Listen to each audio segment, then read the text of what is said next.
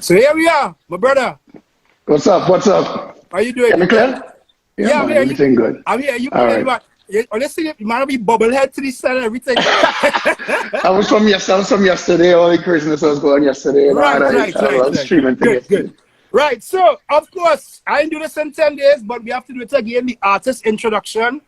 Ladies and gentlemen, DJs and non-DJs, the guy on your screen right now is a Trinbagonian-born DJ living in New York City who has probably over, I would say, probably 30 years plus, if that is the number I could use in entertainment and the entertainment industry. So when you hear about the word and you hear about the term veteran, you don't get much more veteran than this guy. When you talk about guys who have been in entertainment and have been able to take entertainment on a global level, coming from Trinidad and Tobago, even though some of you may not know him by face, the bottom line is that he's an individual who has been involved in it for as long as I probably can remember, and that's something that we're going to get into detail about.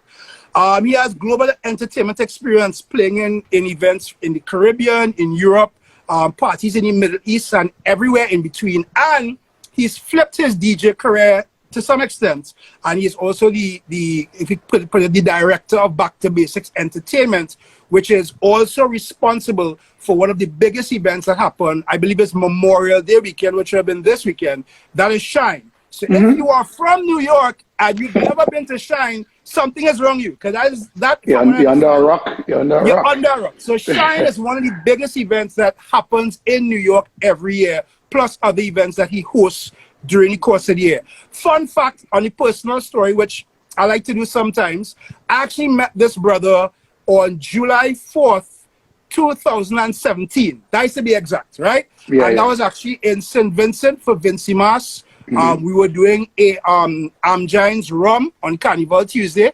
We played right after, and since then we've remained in contact.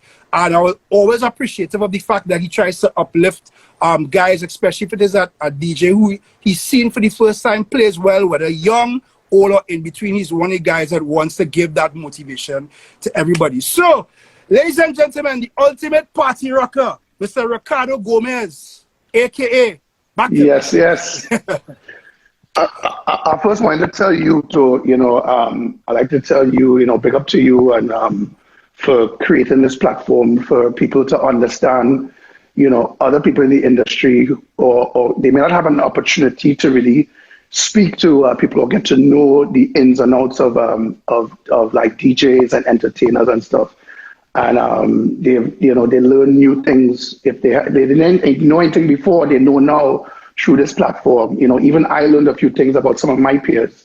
So like I said, big up to you for that, and the whole group Thierry team for bringing this platform out to introduce people to a different side of the entertainers. They only see us on stage, but they really don't know what's behind the scenes, or how we got there, or how we intend to stay there. And this is a great platform to for people to understand us better, as human beings, not just as entertainers on the stage, Yeah, I appreciate that.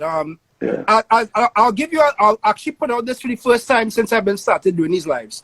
I am a YouTube junkie, and I don't know if anybody else here is like a YouTube junkie like me, but a lot of times when I'm on YouTube, I look at interviews where they talk to artists, and there are things that you hear about artists, some of the biggest artists that we've been following for years that we have never known.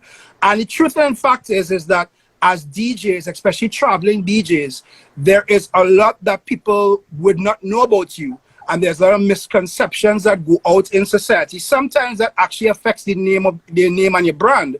And I think that this was a perfect opportunity, especially with the coronavirus and how this pandemic has treated everybody, that we've had the opportunity now for DJs to tell their stories. Because there is some young DJ that is watching tonight that will hear the Back to Basics story and be like, yo, I did not know this. And this is something that can help inspire me to go to the next level. So for everybody, including yourself, that has been on this, I really do appreciate the time and your honesty. Because as we've been saying from the beginning, we want everybody to be authentic, say what you feel, and at least people can be able to see that side of you, because this, as you rightfully say, you are a person and an individual, Just before we continue, if anybody has any questions tonight, we will take questions later on, so you can post it right in the comment section below and tag the little question mark icon next to that. If you don't want to be identified with questions, you could follow me on Instagram at Shomari KRL and send me it on direct message, and we'll get those messages to Carlo. All right. So I'm gonna start, of course, with the biggest news in the world for the last 10 weeks or so, which is the pandemic that has been affecting the world in total. I've been seeing while watching international news, and especially with CNN, that there's now an experiment, if you want to call it that, for the states to reopen and restart the economy, right? I do believe, however, that New York City is a little bit different from everywhere else. How has this pandemic really affected you in total? And do you see the reopening that has been taking place across the US, do you see that being a positive thing at this point in time, given where the virus is? I'm a little wary and cautious of the rate at which they're coming back, because I was right here in the belly of the beast, seeing the devastation that this pandemic created in New York, and they call us ground zero, because we had, most, some of the most deaths in the US, and it's, to see it from the outside and to be in here is two different things, Yeah. I came back from Trinidad, I think, March 5th, and I think it's so much the week after. I think it's the week after when everything started really, really locking down. And by that point, I quite certain, like Assassin saying and everybody else I spoke to, when you came off that truck on Carnival Tuesday, you were not expecting to fly back home to this. I had no idea. You take it for granted because you knew it was there. You knew it happened. You knew it was happening, but you just have this thing that, hey, that ain't happening. That ain't coming. That, we might get a few cases. It wouldn't be that serious. Even though people were getting sick. I mean, to be honest with you, I got sick just before I came to Trinidad. Wow. Yeah, I got really sick. Where it was 2 days before I came to Trinidad. I spiked a fever and I had a flu. I had the flu, and I fought it down and I got it down and I was able to fly. And when I got to Trinidad, like I woke up the next morning and literally I couldn't breathe. So I went to the doctor. Doctor took care of me. I was ready to go in 2 days. But I've spoken to some of my medical friends, particularly a doctor friend of mine, and she said based on my symptoms, I may have gotten it myself, but a different strain though. There are different strains of corona, right? And there is a slight possibility that I may have gotten one of the weaker strains, right? May have, who knows? That's a blessing and a curse because they say, if you've gotten it, you have antibodies in you that helps fight it. But in response to your question about going back, I think people, which I don't blame them, they've been held on because like I said, when I came back from Trinidad, I came back on the 5th. I probably left my house probably no more than 5 or 6 times. Wow. Literally, right? And those times were necessities. They were necessities, meaning I went for essential supermarket groceries and stuff. I was called for about 2 or 3 lives, and Kevin Krong, being he's my brother, he extended his studio to me. Yeah. And that was the only exception to my rule of really good now that that's how bad it was. Right. Do I think we are ready, to really fully go back to some state of normalcy? I don't think so. I think people are moving too fast. That's my opinion. Right. I think they're moving too fast. I think the weather is particularly here. You don't have the change in weather. When we had the right now, Memorial Weekend, and that change in weather is time to pump. Right.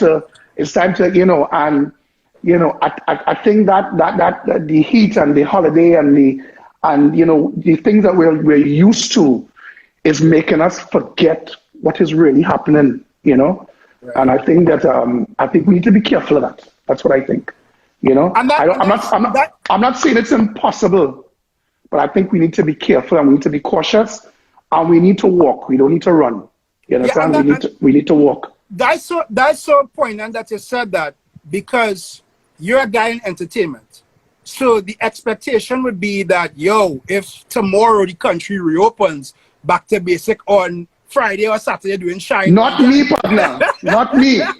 When they start, they could start. Right. Let the frontline fetters go first, and then I would fall in. Because you listen, you listen. Do you not to bring in a little sad story? Do you remember the news a couple of weeks ago about a funeral home that was overwhelmed with the body count? Yes, and the bodies were in the truck outside the funeral home. The trucks were outside for some days. Right. Yeah. That is 2 blocks away from my house. Oh wow. Right.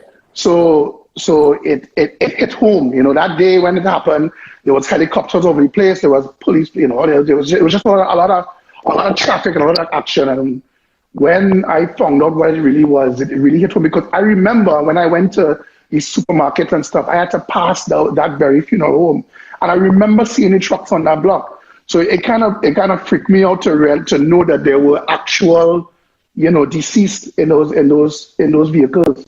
You know, and, you know, when wow. Like I said, when you're home and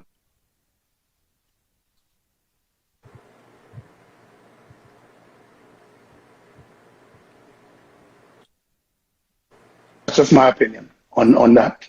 Yeah. With the pandemic. Yeah. I think we will. I think we will prevail. I think we will overcome. You know, we are all globally at the mercy of this pandemic, so nobody can predict how long this is going to last. Right. So yeah. I think in the meantime, we need to do what we know, keep the awareness up, you know, and try to minimize the transmission of this virus, because it's deadly. It's deadly. I'm fortunate to not have any personal family that I've lost, but I've lost a few friends, and I know a lot of friends who have lost a lot of friends and family. I have a particular DJ friend of mine. I won't mention his name because for his privacy, but yeah. He lost like about 4 different family members and close people to his family in the space of 2 weeks, 2 to 3 weeks. You know. Yeah. And you know, it's devastating. It's really devastating. Yeah.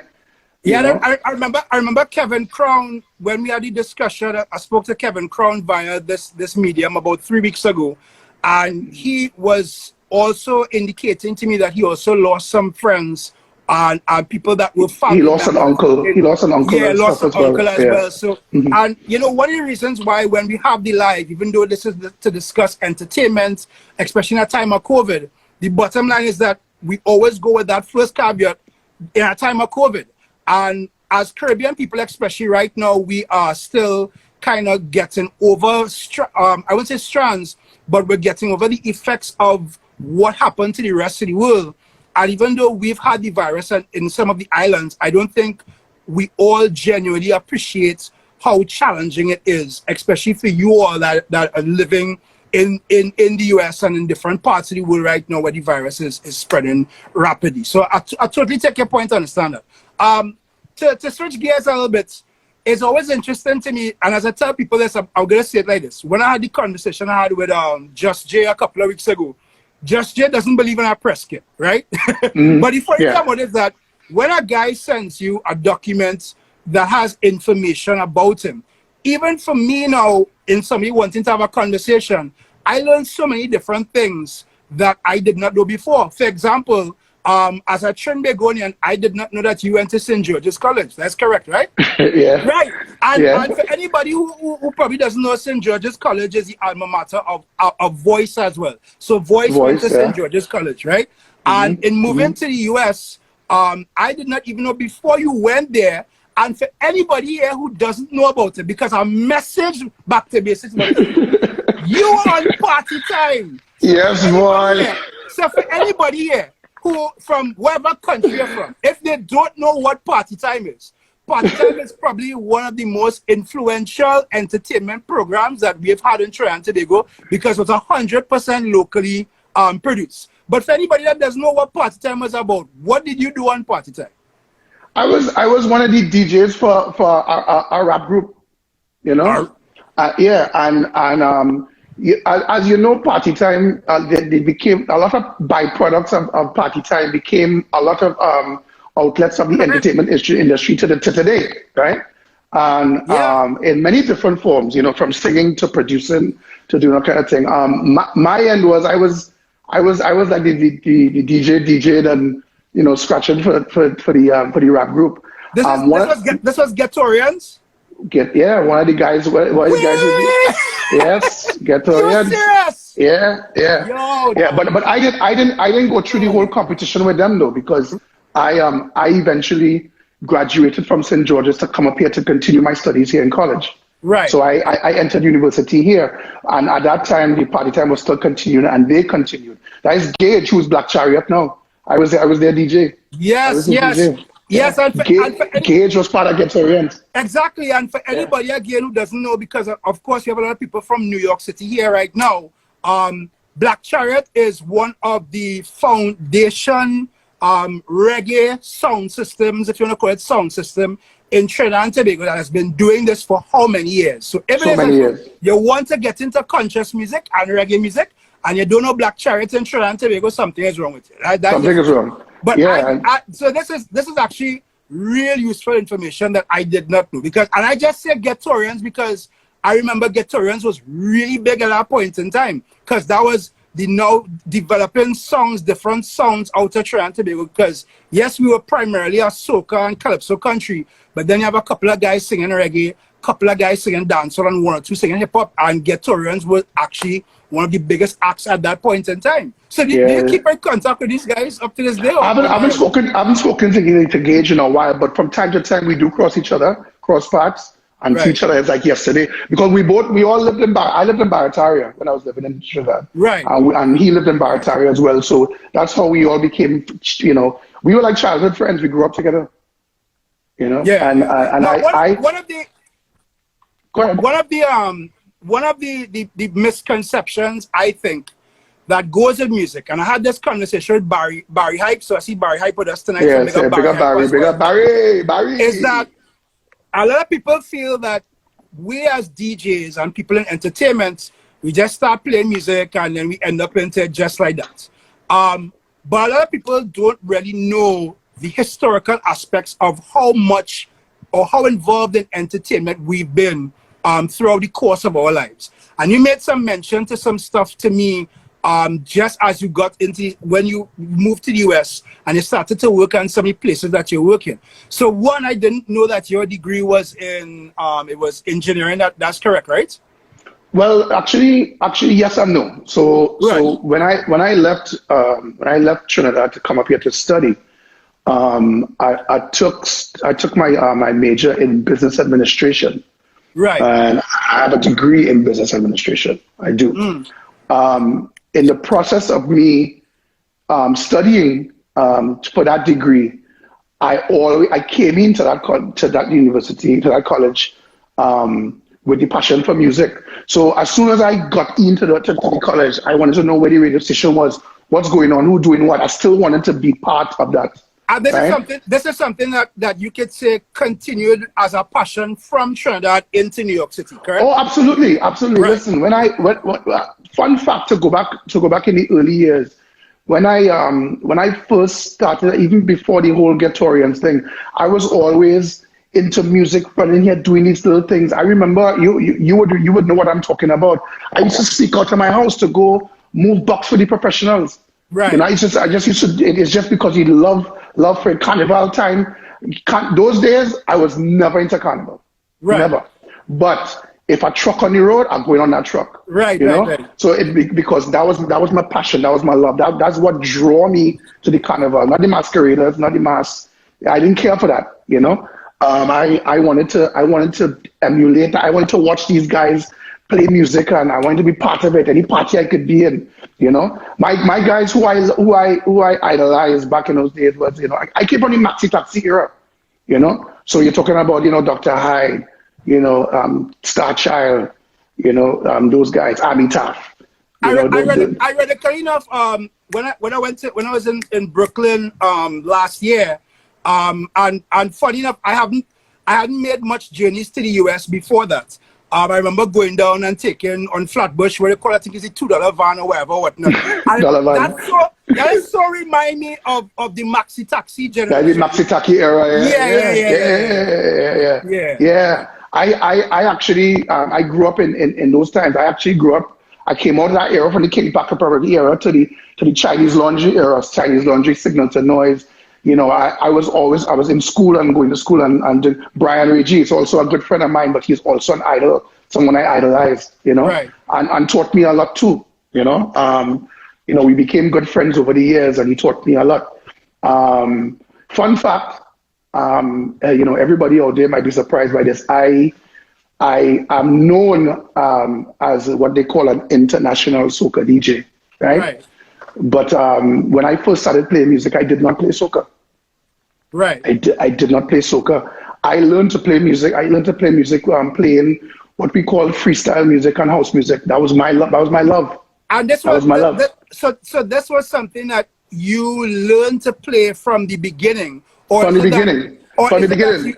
You had this, because I think a lot of times, especially in the Caribbean, a lot of us learn to play music. I learned to play via dancehall, right? So I always remember, for me, the first two rhythms I ever learned to mix was the rhythm with Romy and Girls Them Sugar. So that was the first two rhythms I learned. But you learned via house music. Yeah, I was house music. Because what happened was when I left Trinidad, I was playing the house music. I was playing all those things. I was playing all the Bon Jovi. I used to play music and run, go behind St. Augustine and go behind Playboy Lalo. Them days he wasn't Lalo. He was Playboy Lalo. May rest in peace. I used to be up there with them guys and them. Big O'Brien and those guys. Right. So I was always into that, freestyle and house music. We used to call them Only in the Night Days. You remember them Only in the Night Days? That's the kind of music I used to play. And what made it worse is when I came to New York and I came to the college, I went to Kingsborough Community College. Right. And they had a little Caribbean community there, but the radio station was totally house music. So if I wanted to be involved in it, that was like, whoa, this is easy for me to get involved in. So I got involved with them. I started DJing. The guys there started teaching me how to do production and splice tape. And those days we were in the analog era, so we were splicing tape and showing me how to make commercials, showing me how to mic, showing me how to mix. And soca was not in my vocabulary, never in my vocabulary at that time. Right. But when I got better and better and better, and I started doing, little clubs and things here in New York, playing house music, and I felt I was getting good at it. But I felt like I could make them tracks, man. I could do that because it when you listen to house music and you I still had my soca foundation. I just didn't play it. I said, boy, if I had to incorporate them soca vibes into this house music, this could be a whole new song. Right. And that's what made me start changing. I started saying, you know what, I have a good talent here. Everybody was saying I'm really, really good. I said, let me contribute my talent to my culture. Right. And that's why I decided to say, let me start playing soca music, Yeah. And I wasn't only playing soca music alone. Was that challenging? Because again, you're in a college where they're playing predominantly house, and I guess because of the community area, and it's basically US based music, right? How challenging was that for people who don't have the ears to soca to kind of convince them and sell them on soca music? Because ironically enough, now, long before I met you in 2017, I'd heard about you and I'd never known who you were physically, as in seeing you. But I always tell people that you are one of the DJs I look at that was putting soca out there in the non-Caribbean universe, not from our islands, but putting soca out there in like New York and all these other places on a commercialized level that really and truly other DJs won't do it. Yes, because I have plenty of friends who moved away, some into hip-hop, some playing reggae, whatever, but you are one of the first guys that was like, I'm from Trinidad and Tobago, soca is part of my culture.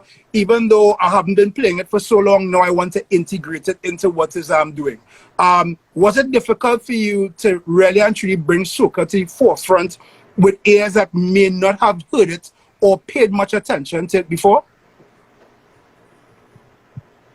No, because I wore two hats. Like there was when I was with those guys or that clique, I would do the house music and I would study it. And those days I'm buying records, so I would buy records and do the whole thing. But then there was this other world, right? This you know, this other underground world in New York. This soca scene, the party scene wasn't like it was today. It was a nice party scene. And I used to go parties. I used to go all the soca parties. I see one of the guys in there that I used to idolize, you know, DJ Anonymous. He's in here right now. Big up Ichi Baba. You see him in here. He was one of the guys. He was one of the guys that when I go a party, you used to see people like, you know, Supreme Team, DJ Anonymous, you know, and then there was Madman Maddie, King Chow. You know, I see Chinese Chow in here. That's his son. You know, that's young Chow's dad. I played with these guys, but before So I idolized these guys when I was small. Like I went to a party one time. I went to a big fete and I saw all of them playing. And I sat up one day and I saw how they was just playing music and had the crowd going crazy. And I say, I want to do that. That's what I want to do. Yeah. You know, that's what I want to do. And I remember going to each one of them and saying, you know, I started making friends with them, befriending them and talking to them. GB Production, the original GB Production, who's passed away now. I started making friends with them and started to learn the scene and the whole culture here that was going on in New York. And eventually, I ended up making friends with one of the outfits because each one of them already had their teams. They couldn't fit me in. I wanted to get in bad. I get started saying, yo, I want in. But they couldn't, you know. And there was one guy that took me seriously, and that was a DJ called Song City. And Song City, when they took me in, the rest was history. That's what started this. That's what really started this. And you know, we sort of dominated the whole scene on the market for 10 plus years in New York. And that's when the traveling started. That's when the traveling started. Now traveling in them days wasn't the traveling we were doing now. If we were going to Boston, I feel like I was going Berlin. You understand? That was a big trip. I taken 2 days off and just to go to Boston. It was a big thing because we never did that before, you know? Yeah. So anywhere that was within driving distance, we would consider we on the road, we on tour. It's on tour, exactly. Yeah. That's what we were doing. We would go to DC, Virginia. We would never go far, you know? And then the Miami scene started buzzing. It wasn't big yet. And we ventured into that, and then we grew with that, you know. I stayed with them for about a little over 10 years. And after a while, our points of views kind of was a little different. I wanted to go one way and they wanted to go another way. And we just decided amicably that, we'll go our separate ways. And I started a new chapter, opened a new chapter. And that's where Back to Basics started. Right? So it's always interesting. I like to hear how people come up with names for themselves as DJs. So a fun story. My next door neighbor, he used to live here 2 hours away. I had this in a documentary video I posted a couple of weeks ago. We used to call ourselves DJ Viper, right? Which was a horrible name at the point in time. You see, you're laughing, so it was a horrible name at the point in time.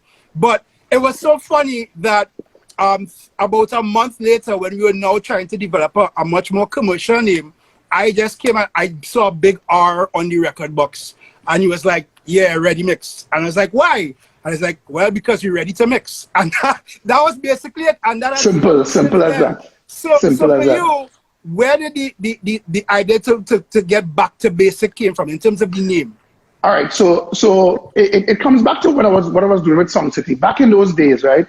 It was the regular 2 turntables, a mixer. That's what a DJ would do, and they will go with their own sound system. Right. Nobody played on nobody's sound system. Yes, I remember. Everybody went with their sound system. If I had to play in a party Saturday night with Song City, my day started at 4 in the afternoon. Because you have to sort the speaker boxes straight to the venue. String it up. You had to build your speakers, build your banks, line up, run your wires, tune your system, and then you're ready. Then you do your party, and when you do it, You got to break it down and bring it back home. Right. You know? Right. So my day could start as early as 4 p.m. on the Saturday and end at 9 p.m. on a Sunday morning. You know? Wow. Yeah.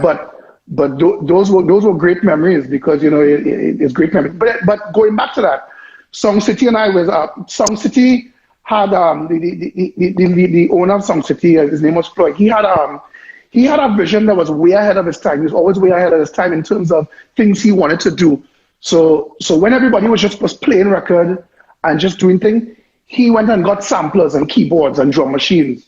And we were putting on a show in parties. Like we were literally putting on live, sampling live, knocking drum machines live. Like we were putting on a real crazy show.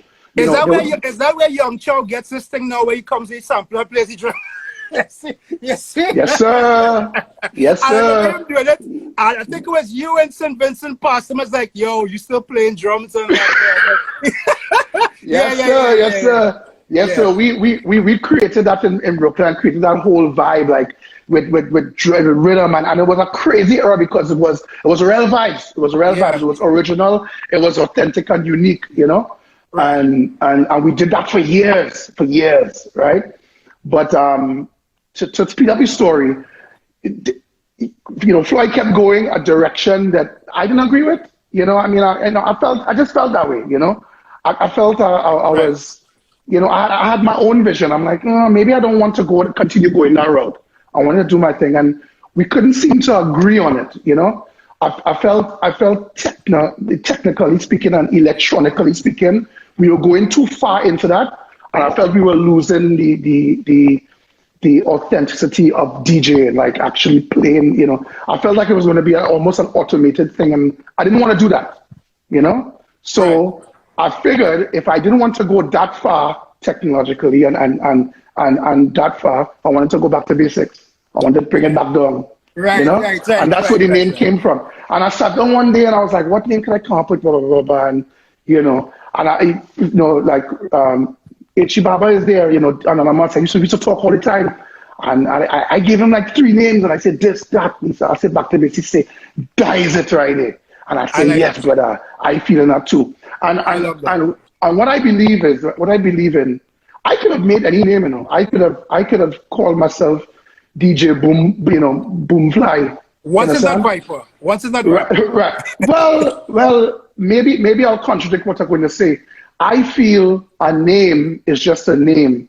The name shouldn't make you. You have to make the name, right? And a classic example of that, what I learned that from, is I was actually in one of the very first parties that they announced when I was young, out there running away from home to go in little parties and things. And I remember they say, oh, Chinese laundry. And I laugh. I said, oh, this man going to name himself Chinese laundry. Chinese laundry? How you name yourself Chinese laundry? Isn't that like a universal name right now? So I learned from that. It's like the name should not make you. You should not find a name to make you. You can find a name that's connected to you, that you have some sort of connection with, but you have to make the name, and you have to make it, you know, you have to put in the work to make the name. I agree with that, but I will also say, and this is something I learned a couple of years ago, and it might be straight off topic, but it's kind of staying on what we're staying with. So I'll go and get a little bit philosophical, but just bear with me for a second. A long ago back in Mayan culture, they used to say that when mothers would name their child, it would be a name that would be synonymous of what they wanted that person to be when they got older. So if they named the child if they gave the child a name, and in the thoughts behind it, that name meant something, it's because that this is what they saw. So that's why some people whose name might be whatever, and when you look into the history of it, that name means king. At the end of the day, your parents expect you to be a king. So inadvertently, that name that you chose kind of speaks to the kind of individual that you are. Because yes, you made the name, but even though you've made the name, that name is synonymous with the kind of person that you are, in terms of you identify with generations before you and kind of take it back to the basic level of understanding of music and entertainment, and that has fueled your career. And not just fueled your career, but it's helped you to continuously reinvent yourself, which is the next question I want to ask, because we have a lot of people and DJs who come by our lives. And, you know, even with me in my process of getting to this point, there are DJs who I know that have started and fallen off. And I know that you probably have seen them as well too. What do you think for any younger DJ or any mature DJ that's looking on right now, for you, is the key to reinventing yourself continuously and being relevant in an industry that many people would say is really driven by younger people the majority of the time? Well, the first thing you have to know is be very familiar with your industry, your surroundings, and what it takes to connect with that industry, right? With your followers, you be people out there. That's one, right? I always say this, like I believe there's a few things you need to have to create that longevity. And you know, there was a time back in you know, like I said, back then, you know, you earned that name, you earned that rank. You know what I mean? Those days you know, you put in the work and you earn it by getting your music, you know, dedicating your skill, your craft, your knowledge of the music, you know, your knowledge of knowing what your crowd wants. And, you know, when you did that, you make a name for yourself. Today, there are other factors you need in this thing. And you know, some people call it fortunate, some people call it unfortunate, but it is a fact, you know, it's a package. It's a package today. You know, it's not just, you know, it's a marketing thing. It's a connectivity thing. It's a personality thing. You know, it's not just talent alone, you know. I know, I see what you're talking about there's a lot of guys that come on and fall off, you know, and they may not have perfected their craft to the point where they're great and versatile and have all the music and they could mix and everything, but they may not know how to connect to the masses out there, and that's where the social media comes in. That's a factor that you need. That's very important. It's very important to learn these you know, what's coming out that connects with everybody. What did we do when we all shut down and we got locked down? We came straight here. Everybody grabbed their phones, right? Right. If I feel like if a DJ does not know how to use this to his advantage, and I'm not referring to Instagram alone, I'm talking about social media, for example, then that could be a factor that could be hindering you from progressing, right? Let me be devil's advocate from it, right? Okay. I saw Overdose from the Bahamas in the chat. I want to shout him out because I had this conversation with Overdose a couple of weeks ago. As you know, about 3 weeks ago, we did, or I should say 2 weeks ago, we had a 1 week of the next generation of DJs. And I thought that conversation with Overdose was so poignant at the point in time because he was saying that he is born in this generation, and these are the tools that he has to work with, and he is utilizing these tools as well as his skills to be able to push forth his career.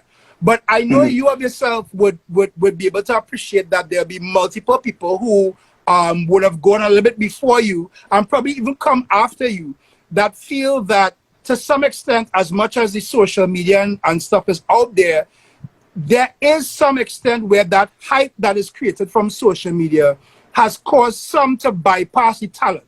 Do you agree with that? Of course it is. I was just going to make a point to you that there are a lot of, unfortunately, this is the world we live in, and there are a lot of talented DJs who, because they may not be, you know, as you know, as what's the word I'm looking for? Effective, effective in utilizing the tools of social media. They may not be able to show their craft and their talent the way they would like to.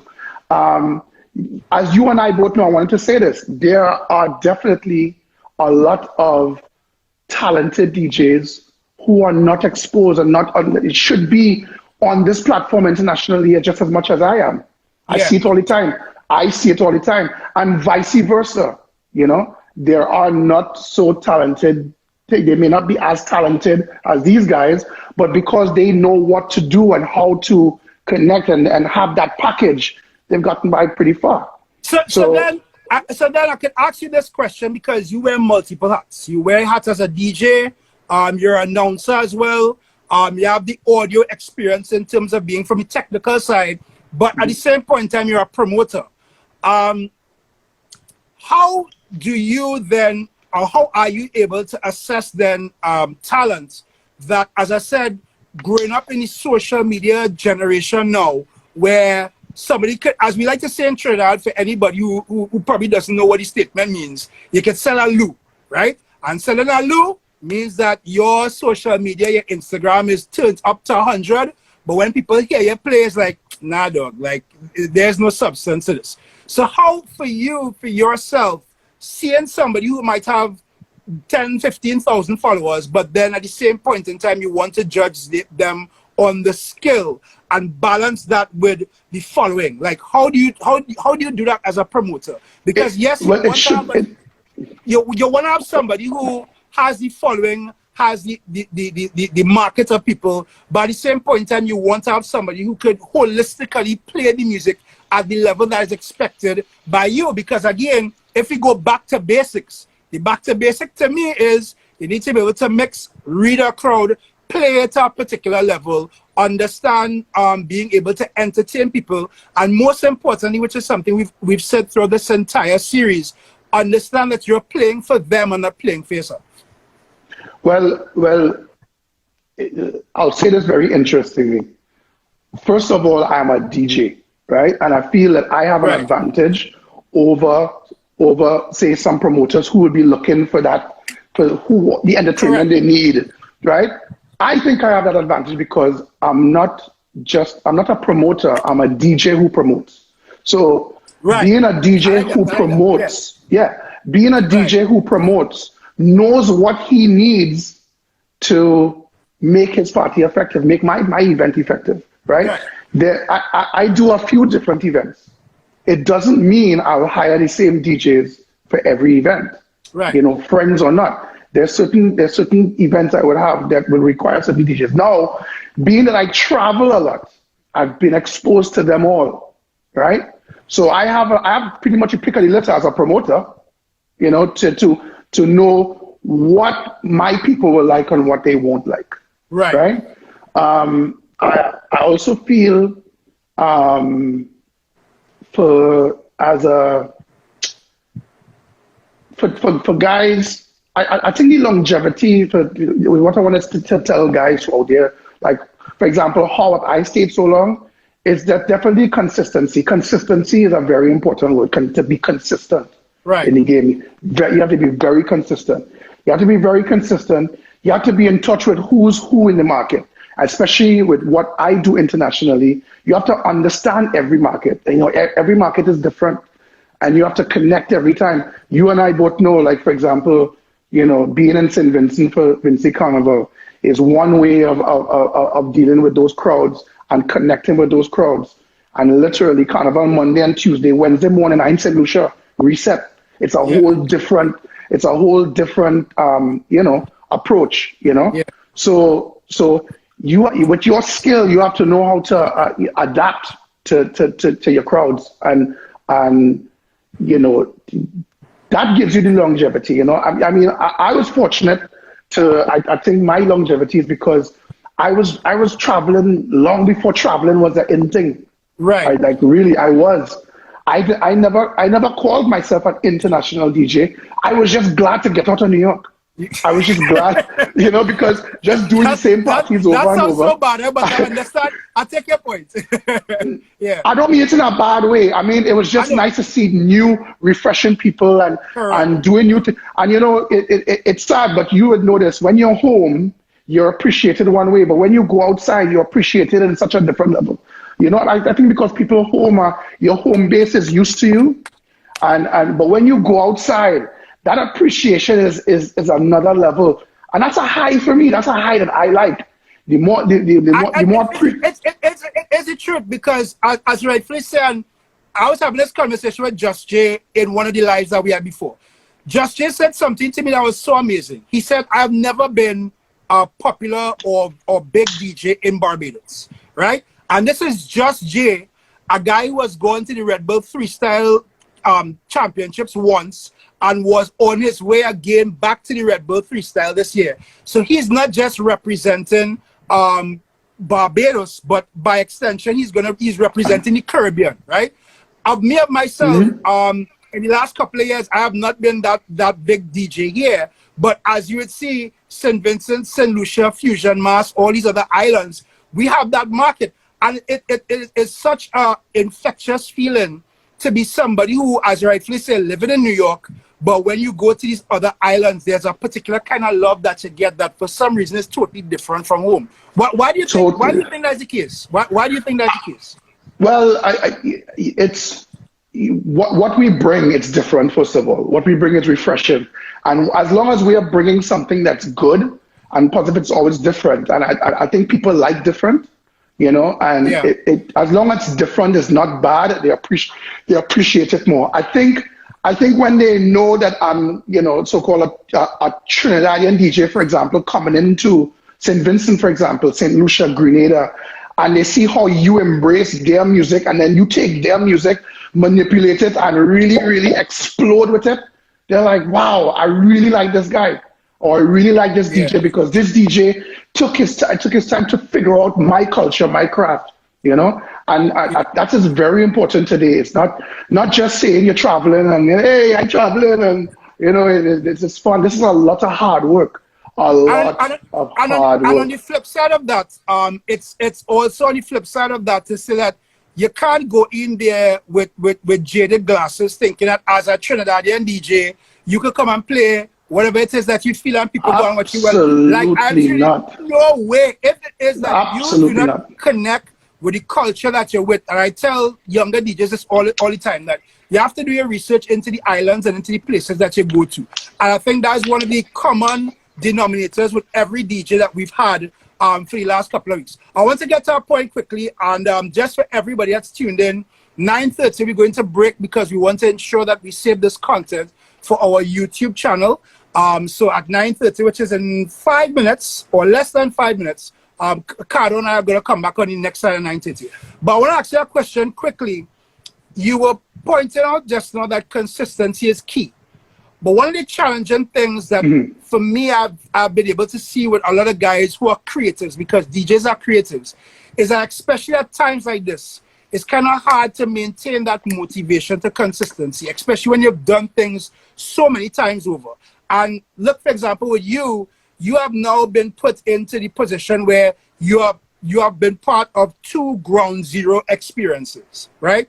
And with all those challenges that go on with the economy, with finances, with the changes in the party culture, whatever, how do you keep motivated to keep that consistent over a period of time? It's hard, eh?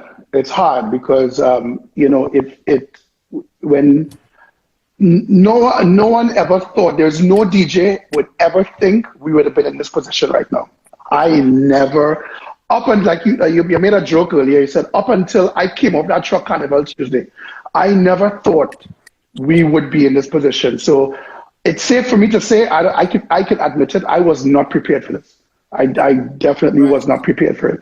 It was a little bit devastating, it was a little bit stressful, you know, but if you know your craft and you believe in your craft and you have a passion for what you do, then you have to figure out a way. Like everything else, you figure out what can I do to compensate for what's going on. You know, you have to do it. You have to sit down and brainstorm and think about it, or else get out the game, because because it's going to overwhelm you. It's going to suck you up, and it's going to throw you away. You're not going to be able to figure it out.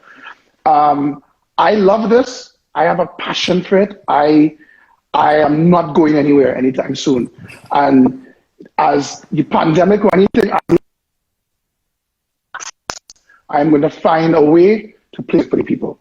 And that perseverance and consistency is what you need. It has to come from your heart. You have to love this. If you do this as a hobby, you're going to have a different perception of how you feel about this. You're going to be like, hey, Yeah, I don't know this now. You know, I good. We really don't know when things are going to open back up. We really don't know when we're going to have some level of normalcy. We don't know. But I am going to stick with it until we figure this out. Somebody made a comment to me last year when I was in Brooklyn, and it was about people who are entrepreneurs, including DJs and creative entrepreneurs that come out to New York and have been living in New York for numerous years. And the comment that was made to me is that the hustle in New York is quite different from what you experience in the Caribbean. And even for me, I see how some of you guys go. So take, for example, Kevin Crown. Kevin Crown basically has his show every day on Instagram, right? And he goes hard on what he's doing. Rigo Suave. Rigo recently did a 18-hour Instagram live, you understand? Even you, like, you know, you put a particular level of work in yesterday. We're like, yo, we want to get this thing together, and you had Shine virtually yesterday. What do you think is the difference with that? And I'll just coin it for the purpose of this conversation. What do you think is the difference with that New York hustle? I look at it as a New York hustle because I've seen a lot of guys put themselves into entertainment, but it's just something different about you guys that you take a particular aggression to it. And I don't mean aggression in a negative way, but just like how you sat and said, yo, this, I'm not going anywhere. This is wherever, whatnot. What do you think makes that mindset? I think it's like what you say. I think it's in New York way. I mean, we don't see what you see. It's nothing odd or weird to us. You know, like what I see from mine, what I see Rigo do is what I would do. What I see Kevin do is what I would do. What Kevin see Rigo do is what he would do. What I see Chow do is what we're driven like that. It's a normal thing for us. And I think that has to do. I think it has to do with living here. I think the way of life here, you know, and you know, we don't compete against each other. I mean, at least, you know, I mean, you know, DJs have certain, you know, factors, you know, different groups, you know, but still we don't really compete against each other, but we definitely fiercely go for what we want. Right. You know, we definitely aggressively go for what we want. And if we want it and we really know we have to go, then we're going to go hard. We're going to go hard. I think that's where the survival of the fittest comes in. And that's why they're in every country, you know who's you could look from the outside and know who really wants it. If you want it, you have to put in the work. You have to put in the work. I saw Chacha say they're power of the collective, which is such an interesting comment to make because many times I have conversations with younger DJs. And that's one of the reasons why we at Group Theory decided to do the week where we feature the next generation.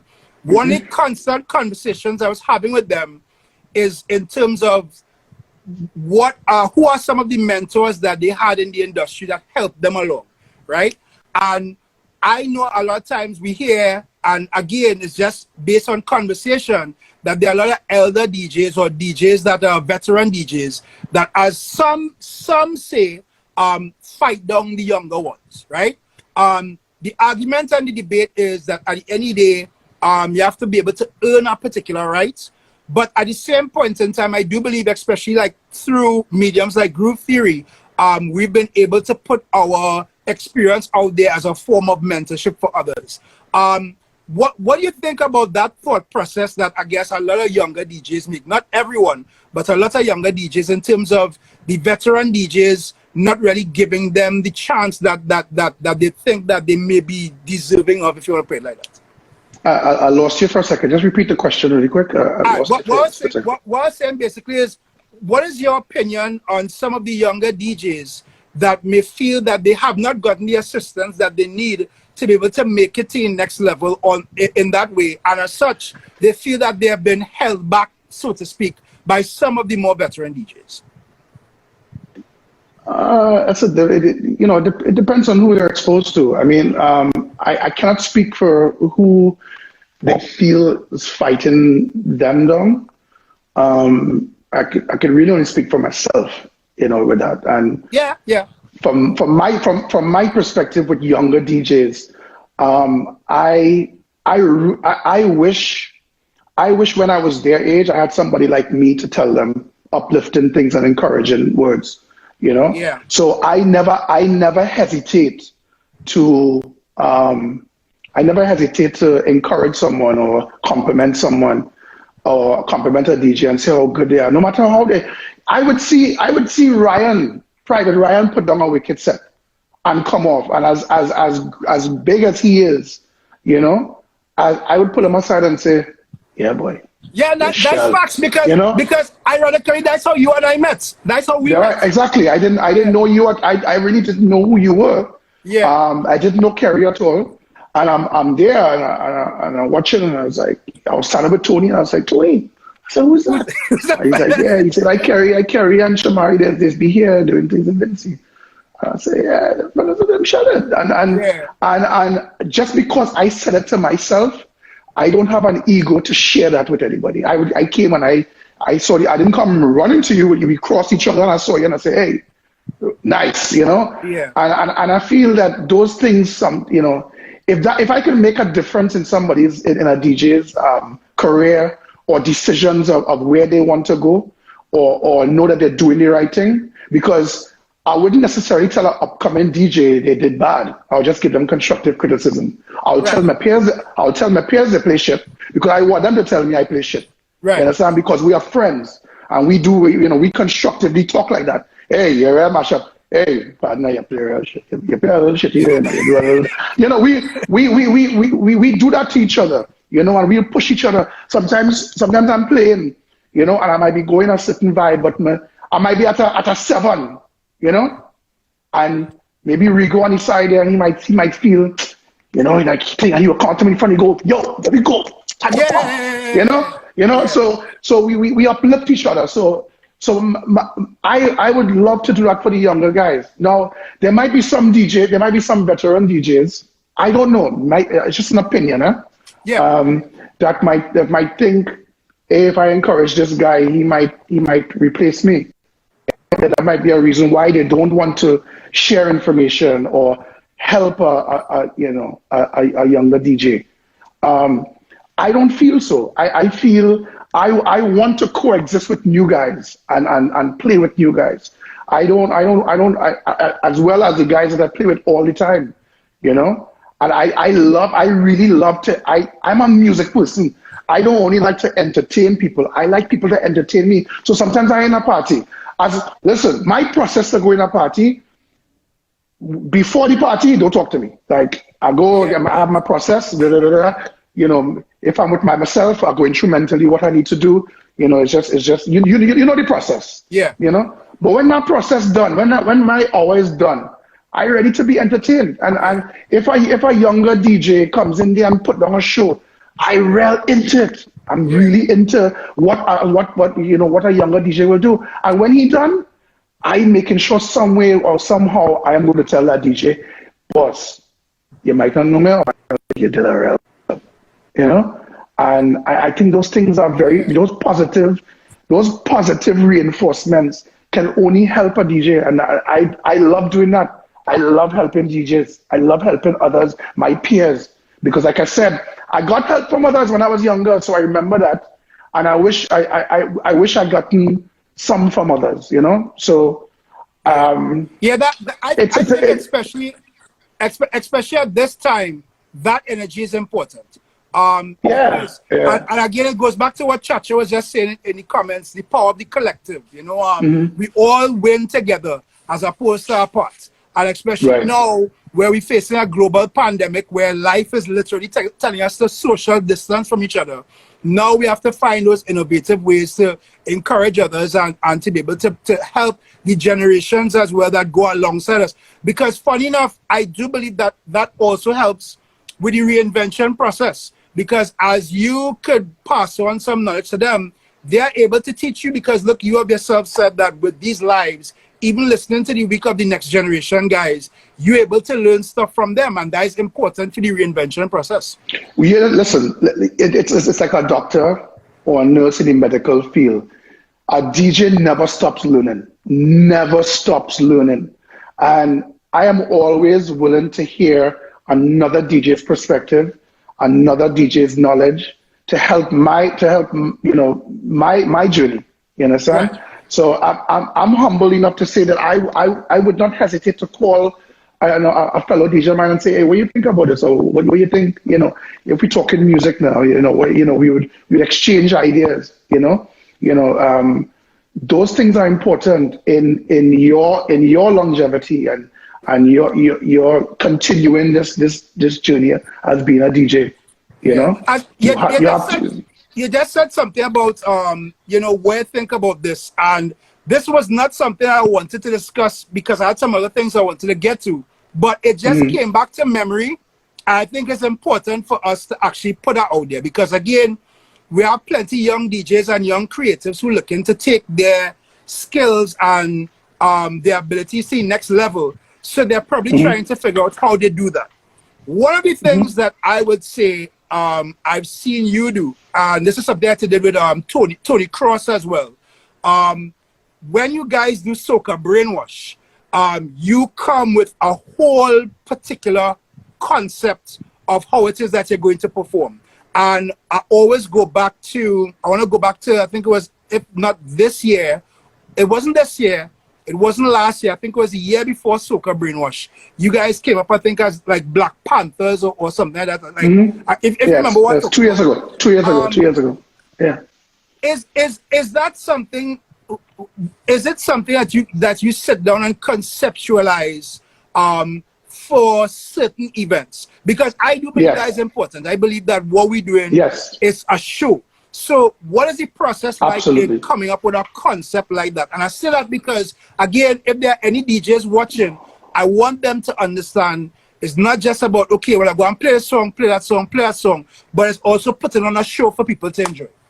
Right. So like everything else, like anything else you do in life, what can you do? Because everybody could do it.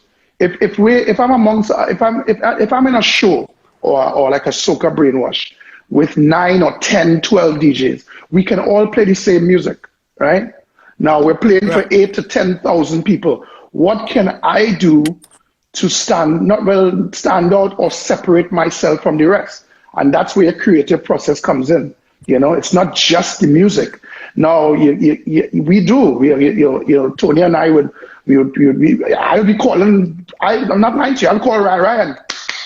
What are we doing? What going on? Before you guys even know, I'm like, what are we doing next year? Because I need to, it takes a while to think about it, And sometimes these ideas come at the craziest times, they come at the craziest time. Sometimes they come at the, I admit sometimes the most intoxicating times too. Serious. Like we'll be in a party and for example, that Black Panther thing may have been, we'll be in a party and we drink and we having a time and we party. And I would turn to him and Tony will come and say, hey, Black Panther. Brainwash. And I do so. Yes, boy. And then we build from there. That's how it happens. A lot of times that's how it happens. You would believe sometimes we talking in a corner and it's about something we thinking about months down the road. So now you said something about Soca Brainwash in particular. Yes, Soca Brainwash in particular is taken seriously because when you go on that stage for the 45 minutes to an hour, you're showcasing your talent to 10,000 people from all over the world, right? So Soca Brainwash is the only platform where we are the stars. Yeah, I do remember Private Ryan saying that in Brainwash 2-3 years ago, where he went and we are the stars. He went and said as a DJ, I always appreciate the fact that yes, Carnival is about the artists, but he wanted to create a DJ showcase. You understand? A DJ showcase. Now, if you're going to create a DJ showcase, it's not just to go up there and just play music. You got to come be creative and let people when you come. I want to feel. When I think of the concept, think of what I could possibly play with this and what I can do with this concept, whether it be a proper dancer, a model, or whatever. I want, when I'm done and I come up that stage, I want people to go, wow, that was wicked. Once mission accomplished, right? Yeah. And you know, and a party like Brainwash is where you, how many, you've been there, Shomari, how many flags have you seen out there representing? Now, when I go to that particular country, whether, even if it's Uganda right now, I know there were people in that Brainwash from Uganda who saw me and remember me as a Panther. So if I go there, they will appreciate me. You know? Yeah, that is it. That is it. So that's why a Brainwash platform will be taken, you know, more seriously sometimes than others. Although I take every gig I do seriously. And it's something I wanted to mention. I definitely wanted to mention this. To the younger DJs, right? It doesn't matter if you're playing in a barbecue for 5 people or you're playing in Brainwash for 10,000. You put in the same energy. It's very important. And I learned this from 2 people in two separate occasions, right? And it was performed in front of me, and it was said to me, right? There was one time years ago, you know, remember Marshall kind of disappeared, Montano. He kind of disappeared, and he decided maybe he was kind of debating whether he wanted to continue with Ecstatic, and he left Palmer and them to kind of continue on his own, right? And I think he decided, okay, I'm coming back, right? So our promoter got really excited, hire me, hire him, and put him on in DC. So I know this guy probably felt, yeah, he getting a good, you know, he get a big venue, can hold at least 5,000, right? Yeah. When it's time for Marshall to come on, it had probably no less than 200 people in the party, right? Now, 200 people in a space so big is nothing. It couldn't even fill the front of the thing. That man went on stage and put on such a show. When he was done, he was wet, right? And I watched it. He didn't even have to tell me. And I said, that's something that I have to adapt into my thought process when I am DJing. Right? I call it performance arts. Yeah. Another time, Rupi. Remember Rupi was hot when he was in international acclaim and he was doing stuff. This guy hired us for a party. We're in the party. We go into the party. First of all, the man hired us and put us in the basement of a daycare. Right? The gym. It was really bad. The guy did an awful job promoting this party. The party had 20 people. Right? And I remember Rupi said, the man said, well, you want to perform? He said, yeah, I'll perform. And he went on, he jumped on the stage and the man said, wait! Look at people! I went on and put on the wettest performance I ever seen for 20 people. Yeah. And I learned from that. Like, go on stage, do your best. Not only do you do your best sometimes for these small numbers, because sometimes those small numbers, you never know, that one person, they get you the biggest gig of your career. You understand? I remember performing sometime in a fete in Trinidad. Wasn't that big? It was a fete in Bayview. Probably had a couple hundred people. Did it, performed, do the party, you know, done. Girl walked up to me and she was like, I really love how you play. Didn't know what from Adam. I said, thank you, and I really appreciate it. You know, I always talk to my fans. I talk to everybody, you know. And she said, I would love to bring you to my country to perform. I'm like, where is that? And she said, St. Petersburg, Russia. Right? Wow. Now, had I not said, party lame, party only have, party is a bus party, and you just go on and you're just doing your thing, you never know. I would have never gotten that opportunity that woman wanted to give me. So you always have to do your best. Always mentally do your best, no matter what platform it is, where it is. You're a DJ. You got here to entertain. You got paid to entertain. It does not matter what people are out there. Do what you were hired to do. And even with that, even if it is that there's somebody in the party who is not a promoter that could book you somewhere, at the end of the day, as a creative and as a curator of entertainment, we are brought on a platform to play to make people happy. And there may be one of those 15 people in that party, girlfriend, he might have now get horn, or she might have now break up with she man, and you go on and play, and she felt so good after that performance that she went home feeling better.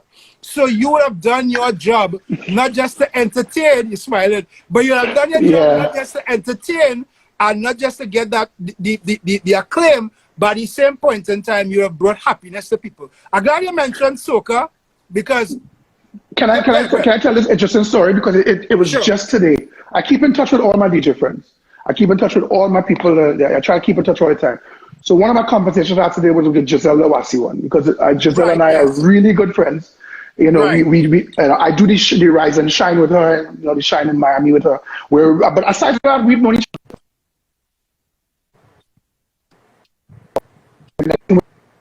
And she's an interesting story, not to cut it. And it's funny what you said that, that's why I laughed. She said to me she was on the radio one day, and a guy asked her to play a song. I don't remember the song, but it was an off song. And it wasn't time to play it, but she said, you know what, I'll play it anyway because he asked for it, you know? And she played it, right? She said later on that night, right, the man called back and said, I want to thank you for playing that song. Yeah. He said, because it was a difference between me pulling the trigger with the gun I had to my head. Wow. Right? And that hit home. That means it shows how powerful we are as entertainers and how we can change people's lives. You know, yesterday when I did that shine, that live thing, I got so many overwhelming responses of how it uplifted them. You know, it wasn't just to just go on and just do it. You know, people motivated me to say, please do it, because we really need this. Like we really, we miss it, and we really wanted it. And when I did it, it was an overwhelming. So we as entertainers have to have that responsibility and know that we are here for a purpose too. Well, that's our purpose, to make people happy. You know, ironically enough, even with that, because I got a chance to tune in to, I think it was Sunday, when you and Tony were on Sunday. You were on Sunday as well too, right? That was our first time, we were just went up for the first time. And you could have seen that at that point in time when I came on to live, there was already like 250 people. And like, I'm somebody, I could judge people's emotions very well. I guess that is a talent, if you want to call it that. And you could see that both you and Tony, but especially you, had the presence of time to understand that, like we actually reaching real people right now. And it's important that we do this, because not just because people want a party or people want a line, but we actually reaching people. And you can say, because there was a point in time when you went to the microphone and it's like, yeah, people, well, we now sort everything properly. We thank you all for waiting with us, yada, yada, yada. And then I started seeing people saying, yeah, we're good to go, we're good to go. And that is something that must be such a motivating feeling as an entertainment person. You see, there's nobody can say that music is not part of their lives. Right. Right? And people use music as an escape, from many things, for many different reasons. And when this pandemic happened, I like to say not only to my peers, but big up to all the DJs around the world who decided to take it upon themselves to entertain people, to take this whole crisis off their minds. Correct. And make the extra efforts. Even if it was a DJ that slap a controller on top of his dressing table, he went live just to please people. Because that's what we are, essential entertainers, just like they're essential workers. Yeah. We are essential entertainers. And again, it comes back to what I was saying before about how to use the tools of social media to connect. Because if this happened in 1990, we would have been screwed. Everybody would have been lost. Everybody would have been miserable. We all would have been distressed, right? But we knew how to use technology. We knew how to use social media. We knew how to connect to our fans and make it happen and entertain people and take it off their minds. This, like I said, this was my first time coming up. I figured, I knew I wanted to do it. I knew I had to do it, but I wanted to do it right. Right. All the stuff behind me was never here. You had an interesting interview the other day with, I forgot who it was, about having your tools. I was one of those guys who didn't have my tools. Why? It's because, for example, last year alone, I probably spent about 20% of the year in New York.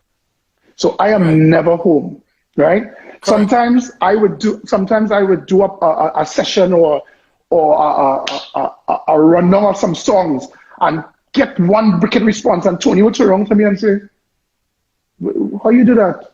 I say, in my head. Because he know I don't have stuff at home, right? I guess I'm fortunate that God gave me that gift to have that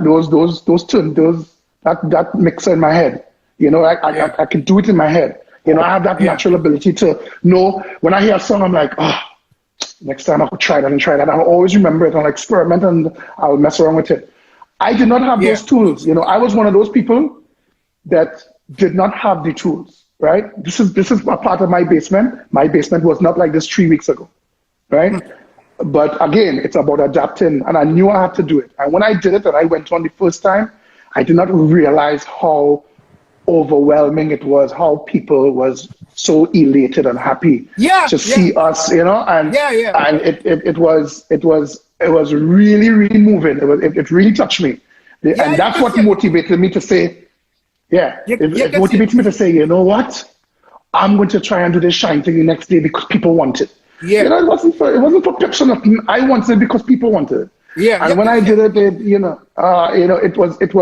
it moved me. It really moved me, and I really want to thank everybody for that support, man.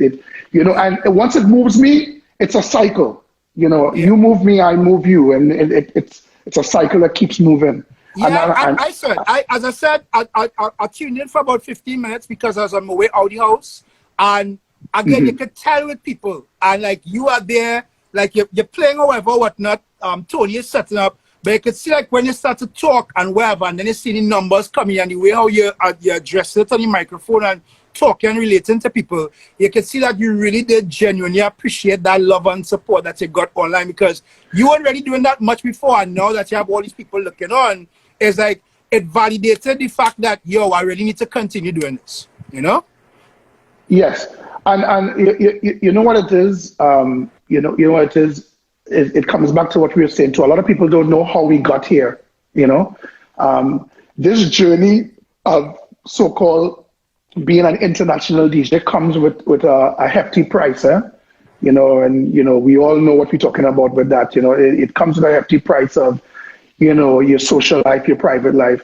You know, a lot of people have come and tell me, oh my God, I wish I had your life. I was like, sometimes you really don't want to have my life sometimes. Remember what Jordan said in the last dance, that winning comes with a price, and being on top comes with a price. And sometimes there's certain sacrifices, people are not aware of that price.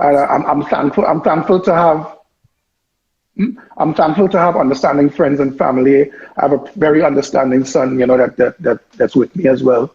So, you know, but it comes with a price.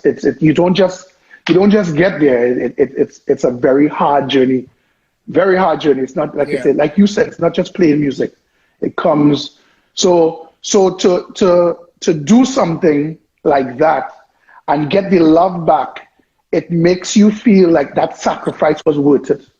You know? Yeah. It really validates your sacrifices and the time that you put into this. You know? A lot of people ask me, people ask me to this day, sometimes I always, you live in Grenada? I thought you live in St. Lucia. You live, because... That's just like me at St. Vincent. So everybody feel I'm Vincent. Yeah, I thought you from Trinidad, because I'm always traveling and internationally all over the place. So I am hardly ever home, you know. As a matter of fact, when the pandemic happened, that was the only plus I enjoyed with it. I was glad to be home, glad to be actually home more than a month, you know. Yeah. And to this day, I haven't felt like, oh my God, like I'm losing my mind. I'm still enjoying it, you know? Yeah. You know, I may not enjoy the fact of not making, the same amount of money that I made before, but nobody is at this point. You know what I mean? So this is not just a me thing. This is a everybody thing. Everybody is impacted by this situation. So again, you know, as DJs though, we have to figure out how to adapt and figure out what's along, you know, what's down the road. I don't know. You don't know. We don't know. You know? As I said that, as I spoke about it being an everybody situation, and the innovation that we've spoken about going into this, I want to wrap up by 10:30. So I want to actually deal with this part for 15 minutes because this was something we spoke about before. And then I saw some of the questions that people asked. So I want to get to those questions as well. Okay. Right? Yeah. Now, obviously, everybody would have been speaking about what took place on Saturday with the versus battle between Beenie Man and Bounty Killer, right? And it brought up a very interesting conversation that I've had with a couple of my friends in entertainment and one or two of my personal friends as well, right? So I want to get your point of view on two things. The first dealing with a regional concept, and the second dealing with the music part of it, right? The regional concept is this. You saw a lot of people posting that the versus battle on Saturday was a win for the Caribbean, right? But I did take note of some people on Twitter and on different parts of social media that were like, well, is it really a win for the Caribbean or is it a win for Jamaica? Now, to me personally, it didn't matter to me in that regard because at the end of the day, I love to see all the other islands around us develop. So whether it was Jamaica, St. Lucia, Grenada, whatever country it was, if they were represented, I'm very, very happy for them. But why do you think that so many people have felt that what happened on the weekend was a win for the Caribbean, so to speak? Well, because, I mean, Jamaica is a representative of the Caribbean, so naturally they would say it's a win for the Caribbean, but it was definitely a win for Jamaica. Yeah. It was definitely a good look. The platform that was created there and the exposure that that not only those two veteran artists, iconic artists, got, but you know, they represented their country doing it. So I have no problem with them saying it's a win for Jamaica, but it was also a win for the Caribbean because you know, Jamaica represents the Caribbean and we have one Caribbean people. So music, I think Caribbean music, when you say Caribbean music, it falls under different categories, right? You know, there's reggae, there's soca, there's Caribbean music. So if it says, if they're going to say it represents the Caribbean, it was a big win for the Caribbean, I agree with it, and it's a win for Jamaica as well. But so that also brings up very interesting thoughts I just had, right? Though you and I understand totally, and everybody here would understand as well, that there are multiple islands within the Caribbean singing reggae and dancehall. But it is general knowledge that when you think of dancehall, when you think of reggae, you think Jamaica. That's the foundation, right? Yeah. That's Jamaica. Yeah. We look at it as the foundation. Well, to add to what you're saying, when the world globally, universally thinks dancehall and thinks reggae, they think Jamaica. That's an important thing to say as well. Right. You know, because when you think more, yeah. Right. So basically what I'm saying though is that now, especially you and I can relate to this, and a lot of other people who are in the comments can relate to this because we have multiple people from the Caribbean diaspora, especially in New York, that come from different countries. So to me, soca is no longer a Trinidad and Tobago thing, right?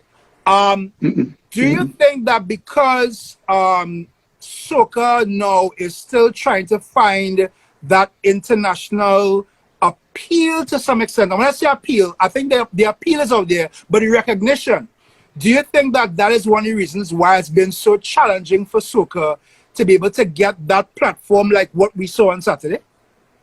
Well, I think the soca journey still continues.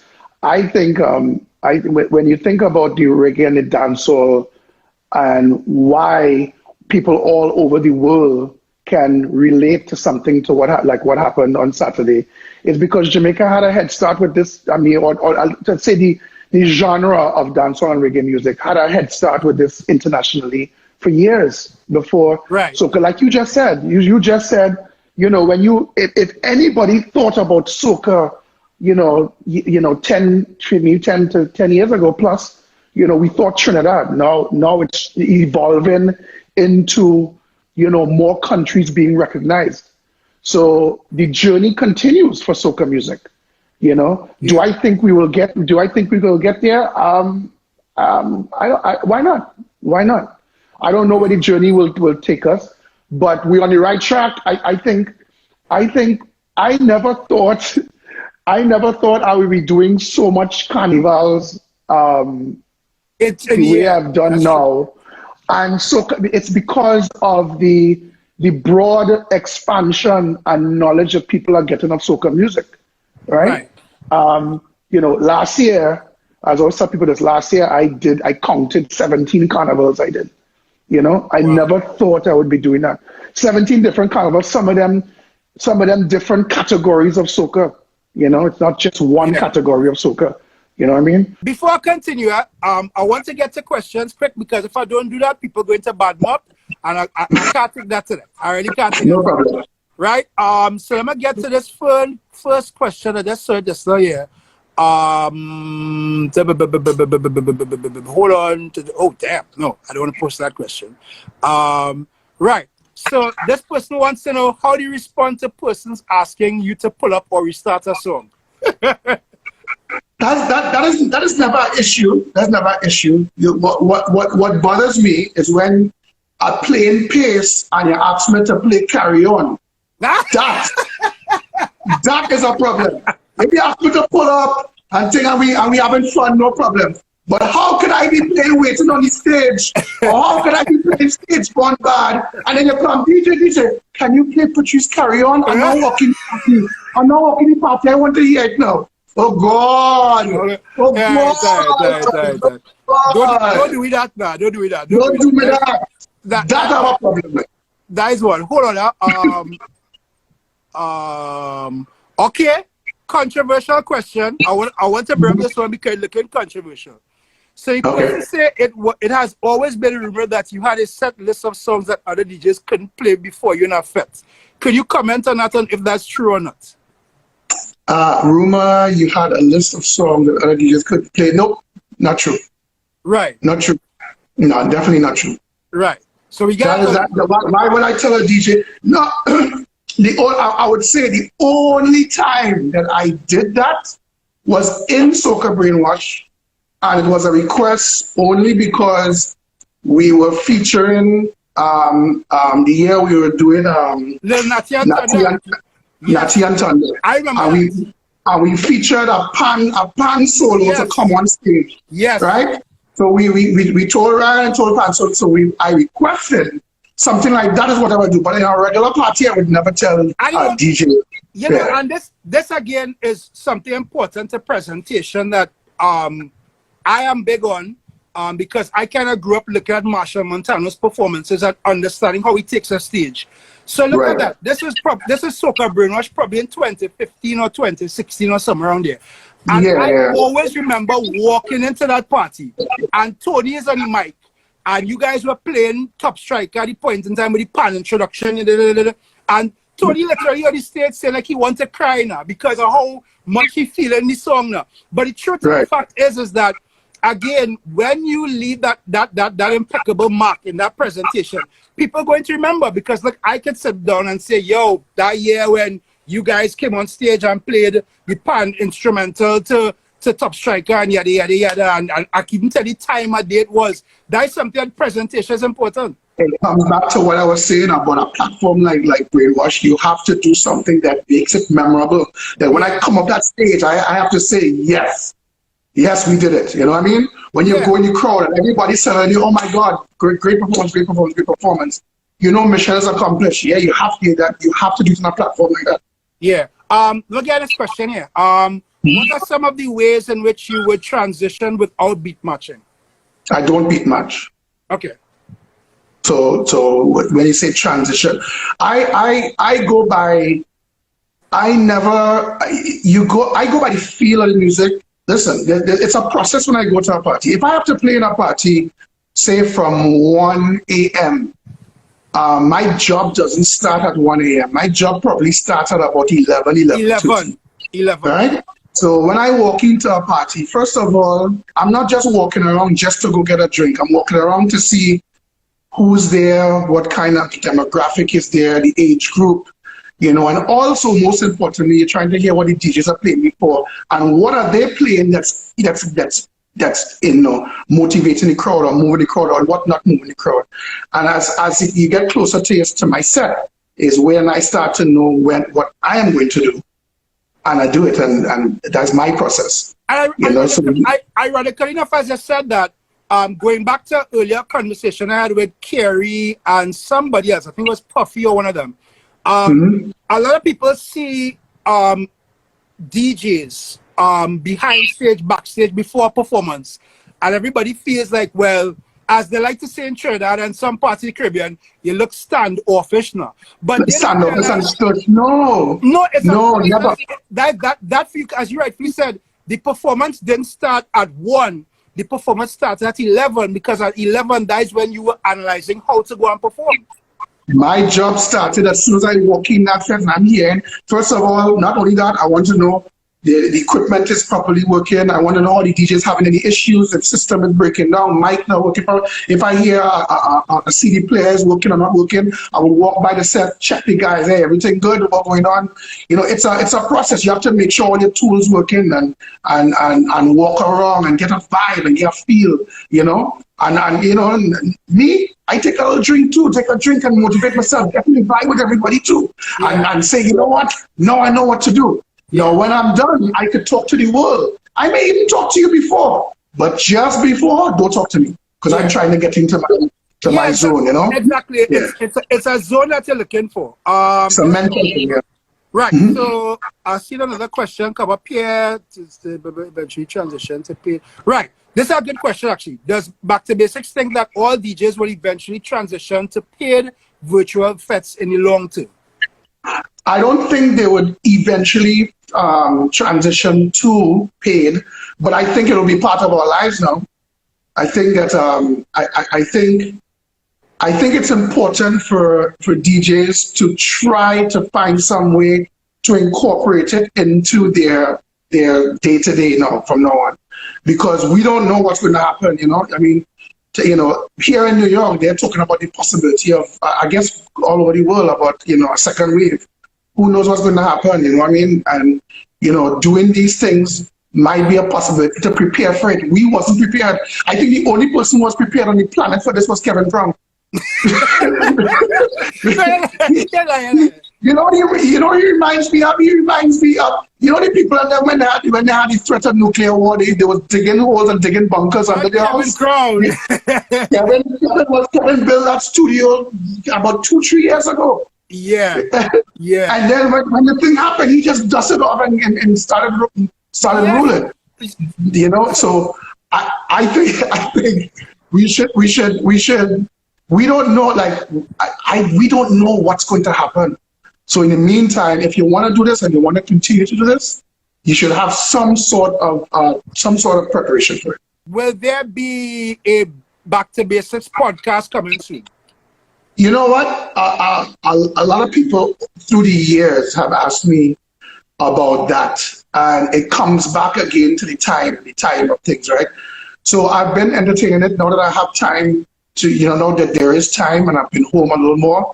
You know, I've been entertaining it. My focus now is on these streams to see how I can, you know, harness it and make it into something productive and entertaining for people. So that's something that I'm going to entertain now that I have the time.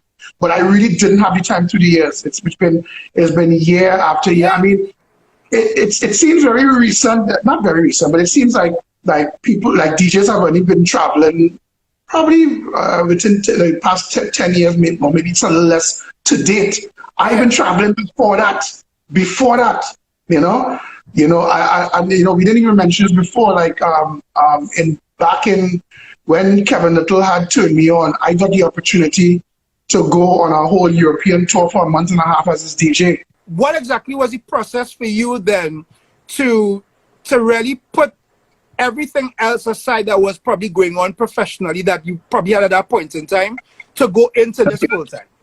So again, interesting story. Again, my choice when I was working, my choice in career, even though I had a degree in business administration, the minor that I was doing, I took a minor in broadcasting, and that kind of took me out into the world of radio, right?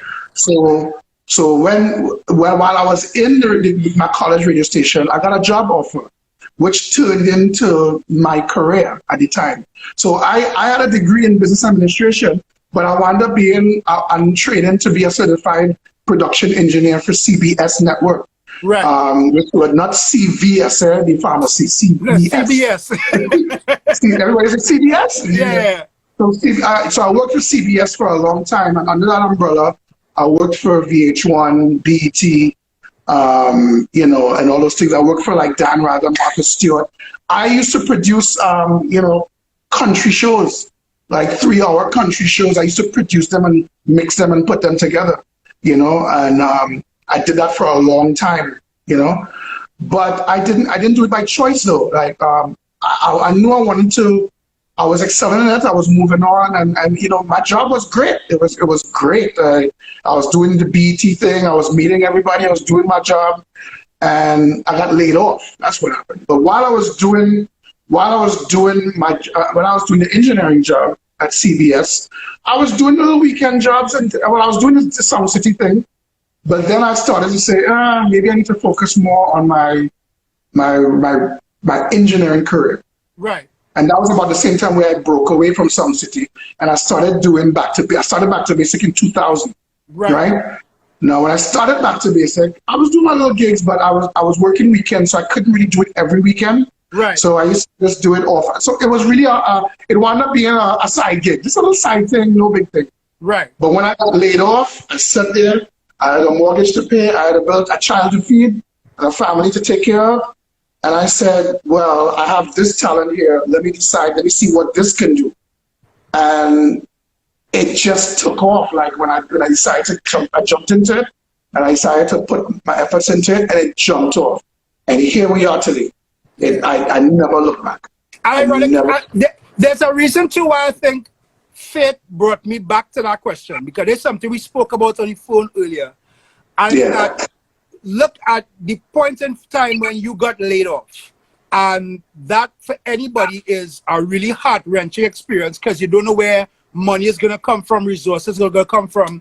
But the innovation that you put into yourself and into your brand is now what has built the name of Back to Basics. So I brought back that question to show, just for anybody tuned in, that even at a time like this, with a global pandemic, like I know telling you that I have to be reminded at times, because I'll give you a story. Behind me right now, some of this equipment I had for the longest while.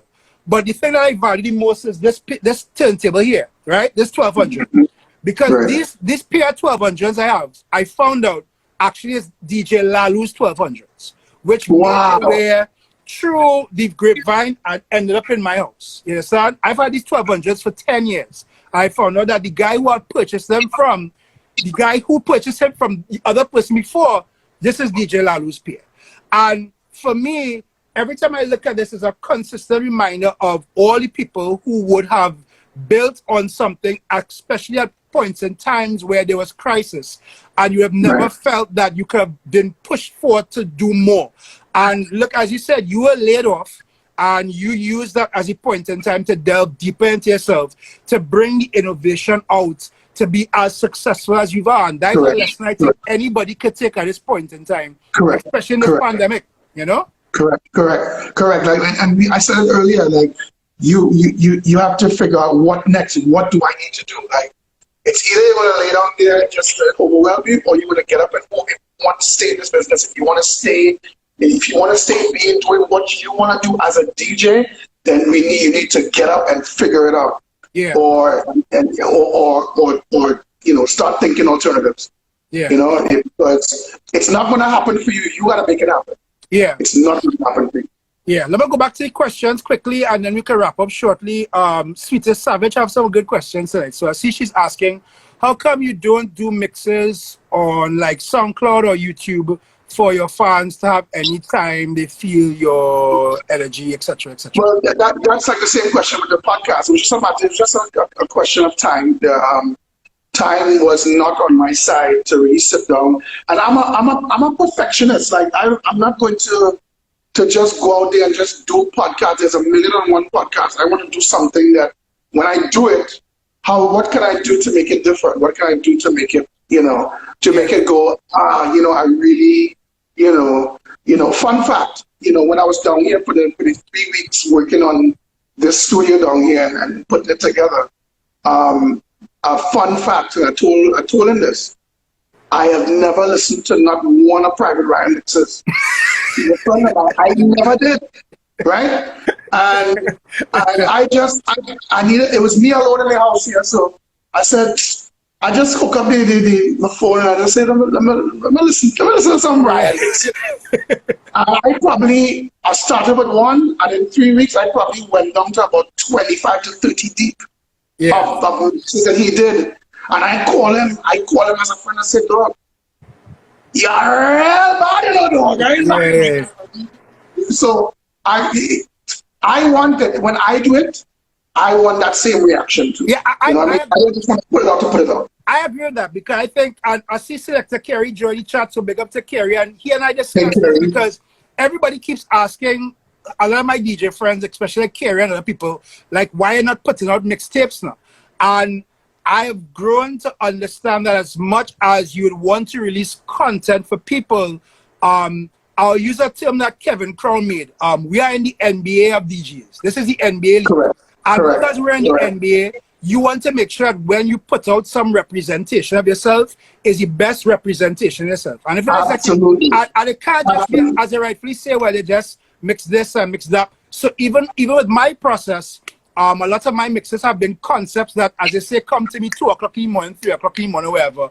I remember Kerry having a conversation with Kerry a couple of days ago, and I go and sell out his idea. But he was actually telling me about this real cool idea for this mix that he wanted to do over a particular period of time and how he wanted to put it together. But again, it's just, as people would not know that we are our own biggest critics. So we want to make sure when we put out something, it has the kind of content. Because again, look at how your studio is set up, and you just said that this is something that didn't exist how long ago? Like 2 weeks ago? Yeah, I just started this about 2.5, 3 weeks ago. So from the ground up. Yeah. So when I saw that on Sunday, I literally thought that this studio was set up like a while now. I see all kind of, and the proper microphones, everything. But this is now where it is that, you realize that you have to be at a particular standard. And if you can't make that standard, well, you're just not going to bother to do it. So I totally get it. I'll take 2 more questions quickly. Okay. Just now. Actually, I have 3.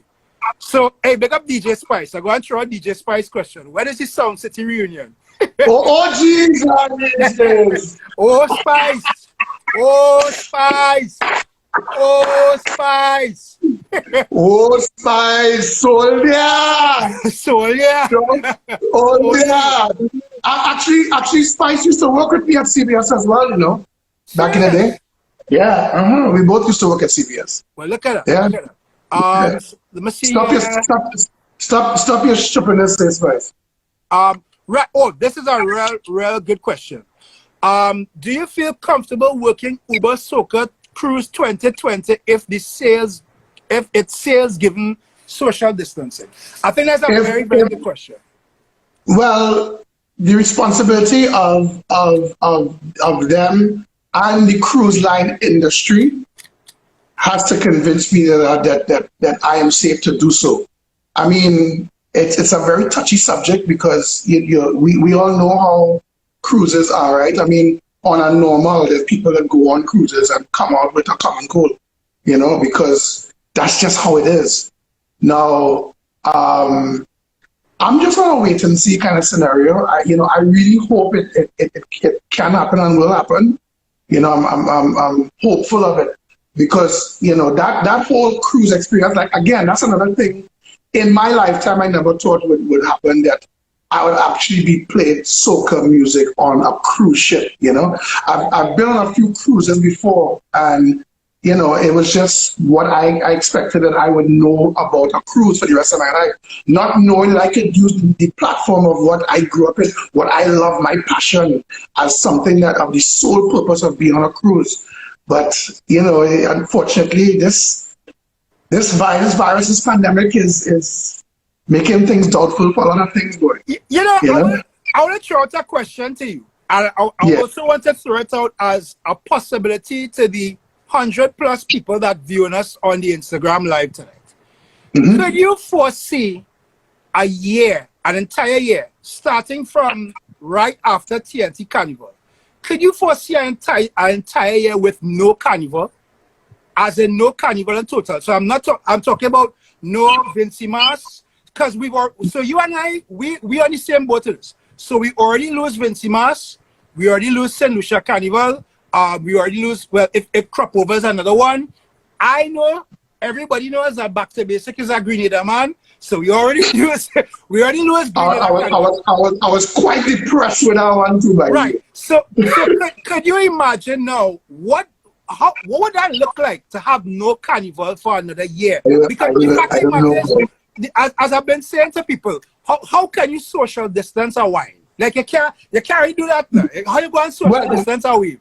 So, well, let me tell you this. What I feel, and I've thought about this, right? Like, you know, I've had a lot of conversations with Brian and I, you know, Kevin and I, you know, we all sort of have conversations on this. You know, when this thing come back, what do you think is going to happen? My personal opinion is we need to and will have a complete reset. A complete reset. I'm say pain and sorrow, yes.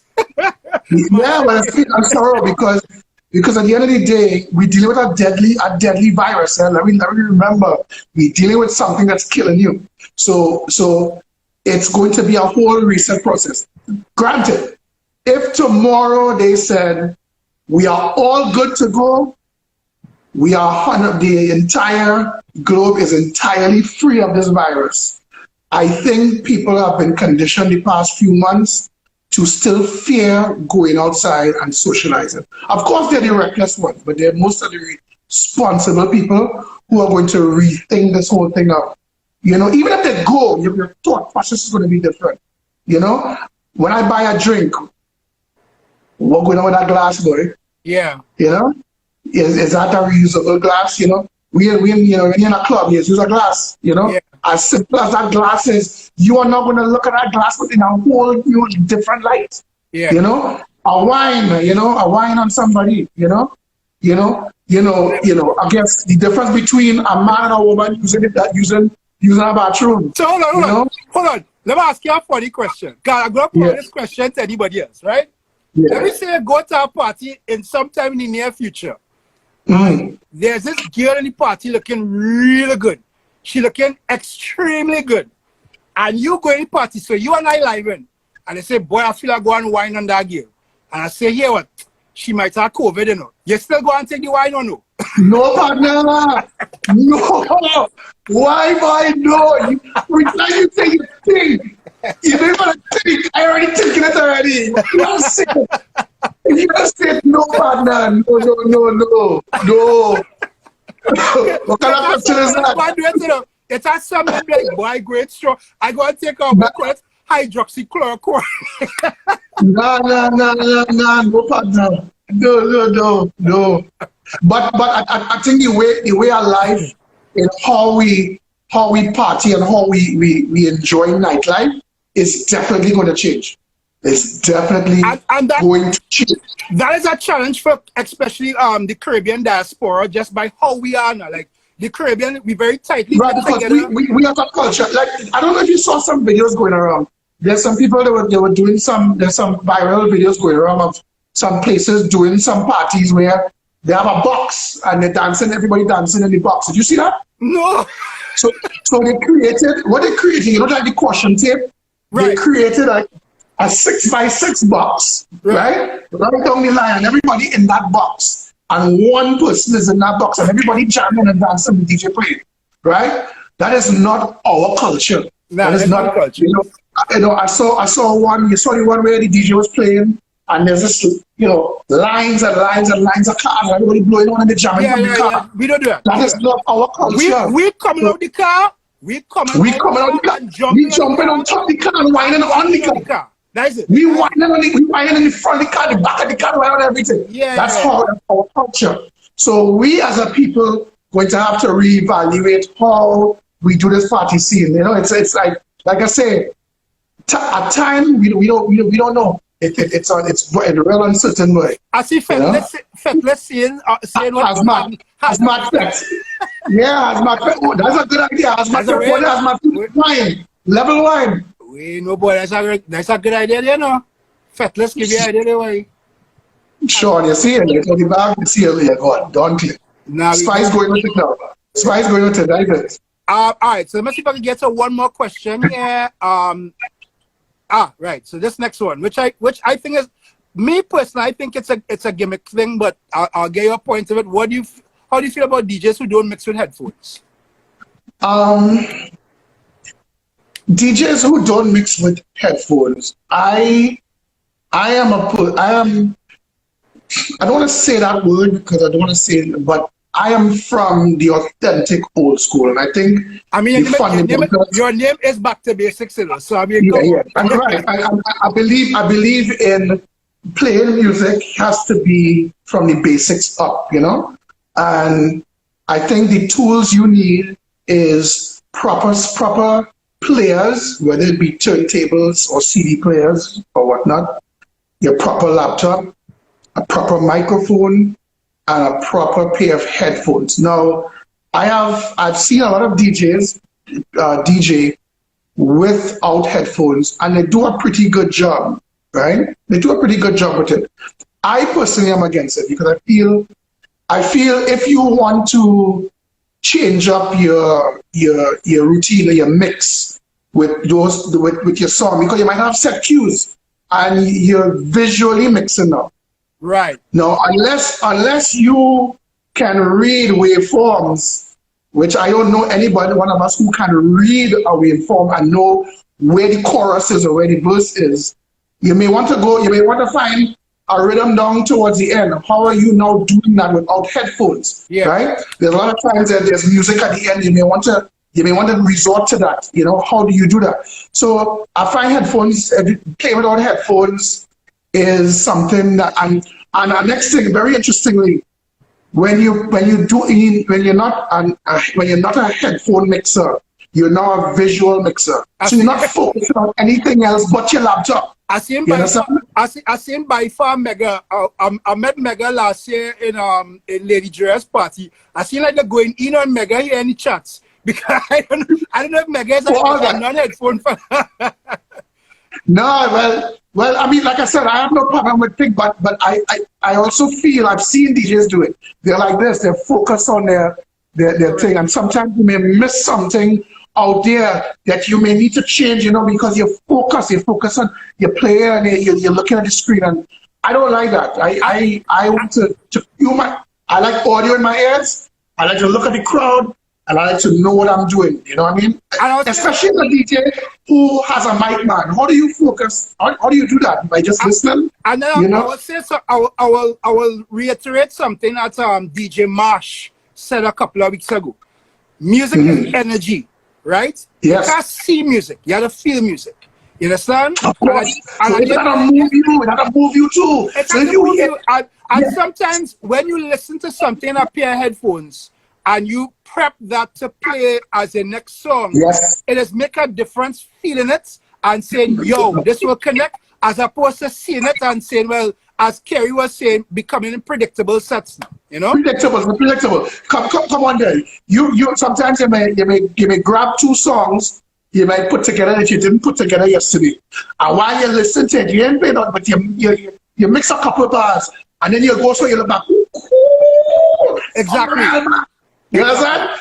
So now, if that move you, now you can resonate that to your crowd.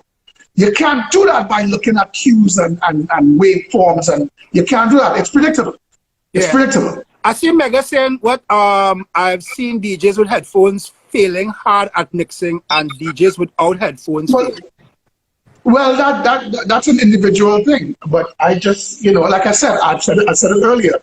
I've seen DJs who has done it without headphones that do a pretty good job. I didn't say that every DJ that I've seen do no headphone mixes failed. I just believe that it's not something I want to do. I think it keeps you limited to what you can do with that. I think and then I see it, hey, big up Easy Sounds, my brethren. Easy saying here, you may see an energy building and could take advantage of it and elevate the vibe of the party. That's why looking at the crowd is important. So that's why looking at the crowd is very important. Like the energy that you receive, now you know if to elevate or you know what to do. You know if you need to go harder to move up, or you need to just cruise at what you're doing, or you need to just explode. I need to hear what I'm doing. I need to hear that music. So then I may play something, pull a song, hear it, and while I'm mixing, I'm like, go to the next one, boom. I'm thinking about 3-4 songs, and that's by hearing. Like you like Marsh said, you can't see that vibe. You cannot see a vibe. You gotta hear it. So that's something. If any DJ is looking out here, and as I always say, this is not a platform to pong young DJs, but I will say that we try to use our knowledge as people who have experience to kind of help others make, I would say, much more professional decisions. And to me, you have to feel music. You can't see music. You can see it, I can see it here, however. But you have to feel music. And if it is that you can't feel music, or you have no connectivity to the music that you're playing, you can't expect people to be connected to you in the long run. That's actually the difference, especially when certain DJs could play for hours and a guy could play for 20 minutes. The 20 minutes hype is fine. But if you can play for hours because you have that energy and connectivity, then that means that you will be a DJ with longevity now. That's something I think is important. I live by the word longevity and everything. Let me take the last two questions. One from Kerry. Mm-hmm. Have you ever pulled out a DJ USB who don't play sports? So you're in a party and a man on the place. And you just decide go plooks. Have you ever pulled out a DJ? Kerry, listen. Talk about memorable moments with Kerry. That's one of them.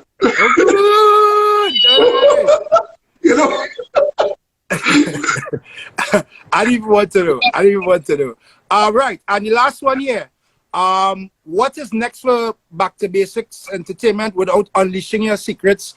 Who do we have to look forward to next? What do we have to look forward to next? Yeah. That's a process. At first it was adapting to this. I think what I did years ago was expanding I wanted to expand to more countries this year, providing that I wanted to expand to more countries. I've never been exposed. Being that the whole introduction of like bouillon music, I had to admit, Dominica is like a whole new uncharted waters that I would love to explore. Right? VI is another uncharted waters I would love to explore. St. Kitts, like all those different Antigua, those places I haven't been to. So given the whole influx of the popularity of carnivals and the music from the different regions. 5-6 years ago, I literally told you and I literally said, let's go Grenada. Right.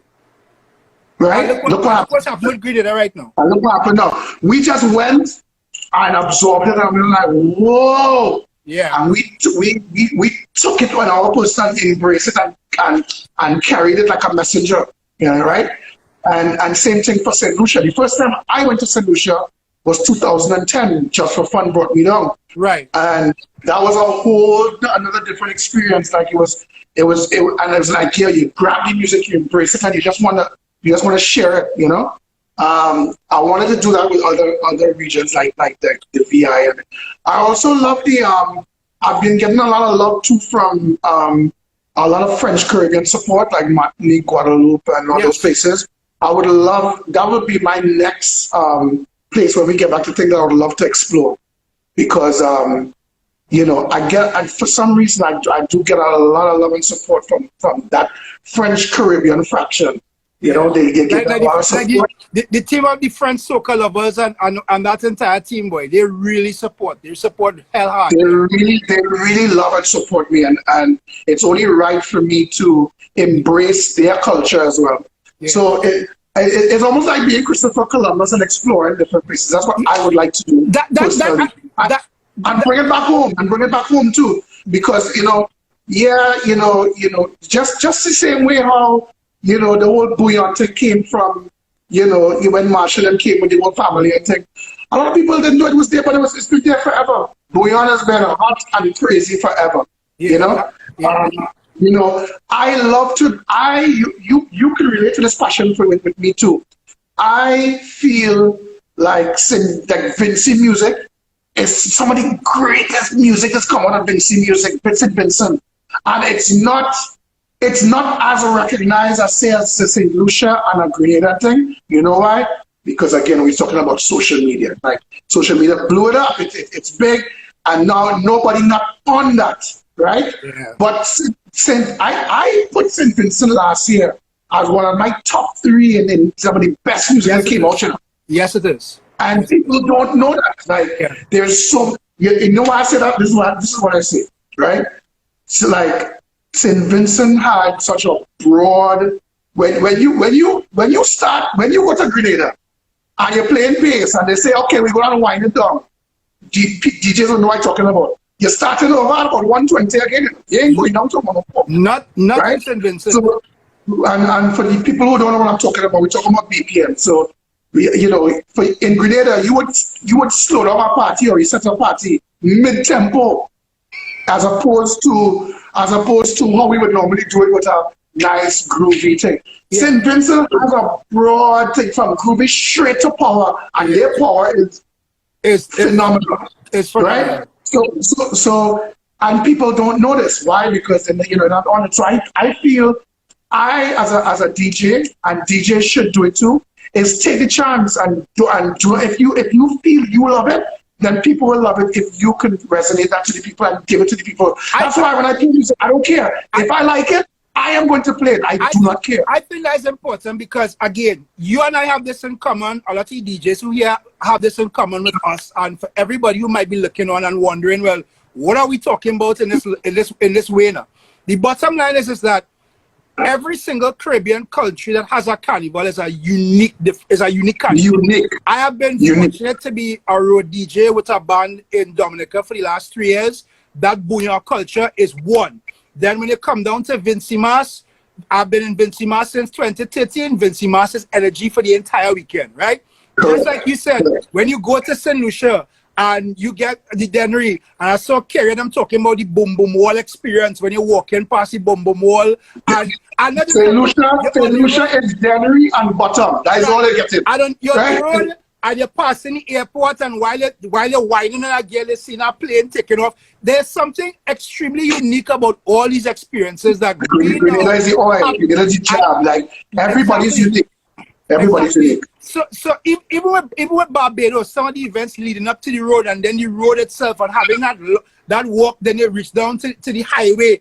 There's something extremely unique about all these islands that we have been fortunate enough through music to be able to experience and to be able to now come back to our home countries and share it with everybody. Share it and be the ambassadors for the Caribbean, And I think that I love being a conduit for the soca music of different countries. Yeah. Love being that conduit. I think that is one of the saddest things, I guess, that's coming out from what is the aftermath of this virus for this year.